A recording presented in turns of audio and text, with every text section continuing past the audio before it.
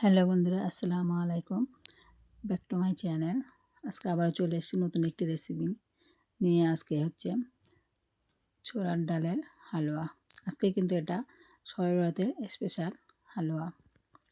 দেখুন, সামনে তো শবে বরাত চলেই এসছে। এমনি একই দিনে তার এসবগুলো সব কিছু বানানো সম্ভব না, ওই জন্য আগের থেকে বানিয়ে স্টোর করে রাখতে হয়। ওই জন্য সব কিছু বানিয়ে রেডি করে রাখতে হয়।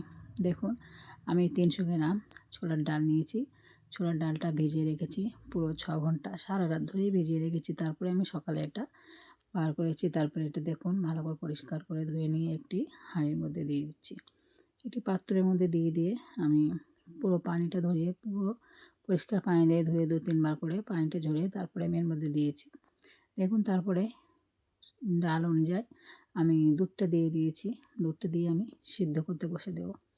এখন চুলাতে বসিয়ে দিয়েছি সিদ্ধ করতে কমসে কম 10 থেকে 15 মিনিট লাগবে এটা সিদ্ধ হতে। এটা পুরোপুরি সিদ্ধ হওয়ার দরকার নেই, একটু একটু সিদ্ধ হলেই চলবে। মানে হাত দিয়ে চাপলেই যাতে হাতের সঙ্গে মিলিয়ে যায়, একটু গলে যায়, সেরকম হলেই চলবে। দেখুন, আমি চলে এসেছি, পুরো সিদ্ধটাই হয়ে গেছে। পুরো 15 মিনিট পর আমি চলে এসেছি। দেখুন, পুরো গলে গিয়েছে, মোটামুটি হয়ে গিয়েছে, আর দরকার নেই। এটা আমি এবার নামিয়ে পুরো ঠান্ডা হতে দেব। ঠান্ডা হওয়ার পরে মিক্সিতে আমি দিয়ে দিচ্ছি। মিক্সিতে দিয়ে এটা ভালো করে পিষে নেব। এখন এটা আমি মিক্সিতে দিয়ে দিয়েছি। এটা আমি ভালো করে পিষে নেব। এটা ওই দুধটা যতটাই ছিল ততটাই কিন্তু ওর মধ্যে হয়ে গেছে, পানি দেওয়ার বেশি দরকার নেই। দেখুন, আমি হাত দিয়ে দেখিয়ে দিচ্ছি, পুরো একটু দানা দানা ভাব থাকবে, বেশি পেশারও দরকার নেই, একদম মিহি করার কোনো দরকার নেই। একটু দানা দানা থাকলে কি একটু ভালো লাগে খেতে। তারপরে আমি পিষে ওটা আমি চুলায় চলে এসেছি। একটি কড়াই বসিয়ে দিয়ে আমি সাদা তেল দিয়েছি। সাদা তেলটা গরম হয়ে গেলেই আমি 2টি তেজপাতা আর 4টে এলাচ ফাটিয়ে দিয়েছি আর কি, পিষে দিয়েছি, খোলাসহ দিয়েছি আর কি। তারপরে আমি এটা গরম হয়ে গেলে একটু সেন্ট খুশবু বার হলো, তারপরে আমি এটা ঢেলে দিচ্ছি। যে ডাল বেটে রেখেছিলাম না, ওটাই আমি ঢেলে দিয়েছি। এটা কিন্তু বেশি পানি দেওয়া যাবে না, পানি দেওয়ার কোনো দরকারই নেই। পানি ব্যবহার করলে বেশিক্ষণ জাল করতে লাগবে। ওই জন্য দুধটা দিয়েই এটা ভালো করে পিষে নিয়ে দুধটা দিয়েছিলাম, দুধটা দিয়ে সিদ্ধ করতে বসিয়েছিলাম, সেই দুধেই কিন্তু পিষাটাও হয়ে গেল। তারপরে যদি লাগে আপনারা চাইলে আলাদা একটু দুধ দিতে পারেন, কিন্তু আমার এটা লাগলো না, সেই হিসাবে আমি দুধটা দিয়েছি। ভালো করে নাড়াচাড়া করে একটু শুকনো শুকনো হয়ে আসবে, তারপরে ওই পর্যায়ে আমি একটু পাউডার দুধও দিয়ে দিয়েছি।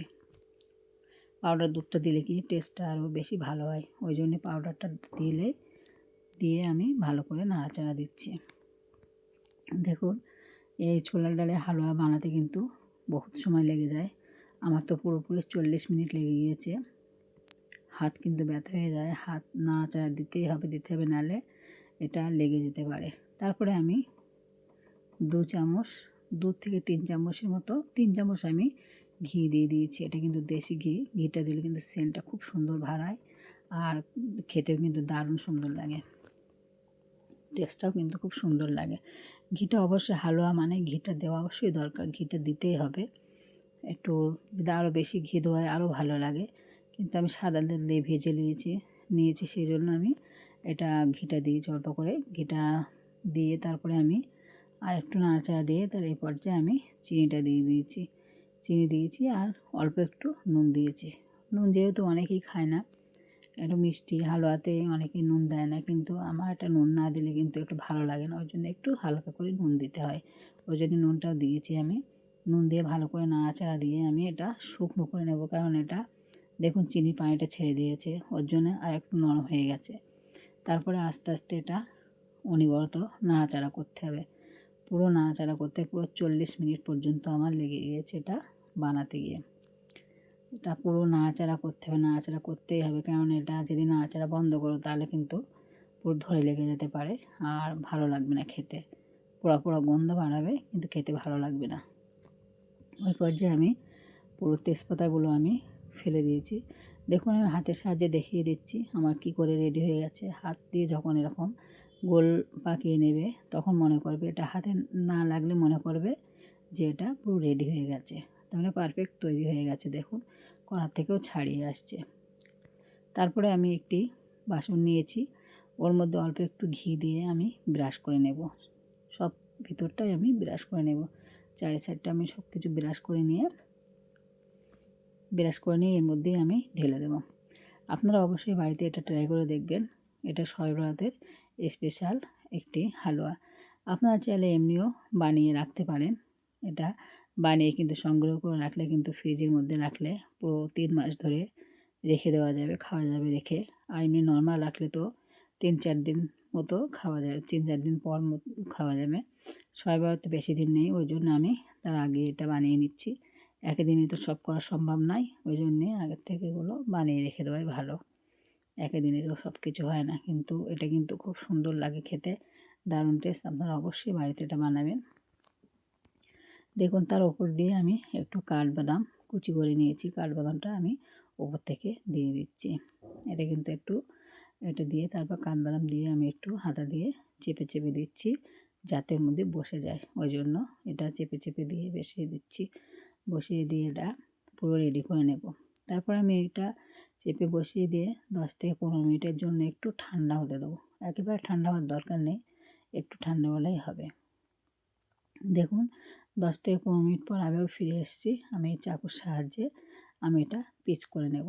আপনাদের যেরকম খুশি সেরকম পিস করতে পারেন আপনারা, কিন্তু আমি এটা চৌকো পিস করে নিয়ে কেটে নেব। আপনারা অবশ্যই আমার ভিডিওটি দেখছেন, যেখান থেকে দেখছেন না কেন আমার ভিডিওটি লাইক, কমেন্ট, শেয়ার করে দেবেন। আর সাবস্ক্রাইব তো করবেন অবশ্যই, আর কমেন্ট করে জানাবেন যে আমার ভিডিওটি কেমন লাগলো। দেখুন পুরোপুরি রেডি হয়ে গেছে। আপনারা চাইলে শবে বরাতে এরকম স্পেশাল একটা হালুয়া বানিয়ে খেতে পারেন। এটা এমনিতেও বানিয়ে খাওয়া যায়, কোনো অসুবিধে নেই। বাচ্চারা কিন্তু খেতে খুব বাচ্চারা কিন্তু খেতে ভালোবাসে এগুলোই। আমাদের বাচ্চারা তো খুব ভালোবাসে খেতে এগুলো। দেখুন হাত দিয়ে ভেঙে তো দেখিয়ে দিলাম, খুব সুন্দর হয়েছে, কোনো নরম, আর দেখতেও কিন্তু খুব সুন্দর লাগছে। মাশাআল্লাহ খেতেও কিন্তু দারুণ সুন্দর, আর মুখে দিলেই কিন্তু মিলিয়ে যাবে, এত সুন্দর টেস্ট হয়েছে। আপনারা অবশ্যই এটা বাড়িতে বানিয়ে দেখবেন। আমার ভিডিওটি এই পর্যন্তই থাকলো, আবারও ফিরে আসবে নেক্সট ভিডিওতে। আল্লাহ হাফেজ।